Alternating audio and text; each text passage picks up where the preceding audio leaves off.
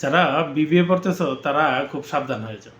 আমরা যখন school college শেষ করেছিলাম তখন এই বিবিএ শব্দটা না খুব স্মার্ট একটা শব্দ ব্যবহার করতে স্টুডেন্টরা বলতো বা আমাদের বন্ধুবান্ধবরা বলতো আমি বিবিএ পড়তেছি, আমি বিবিএ পড়বো ইত্যাদি ইত্যাদি।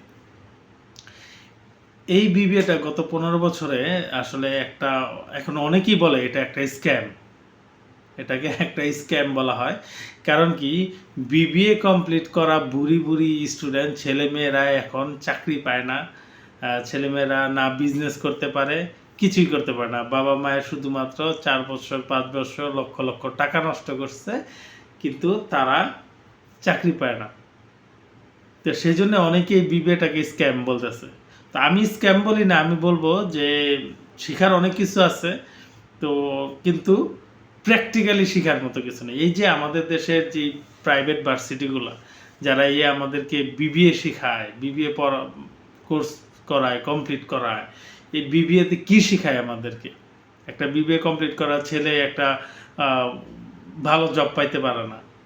একটা কোম্পানি তাকে জব দিবে, কনফিডেন্স পায় না।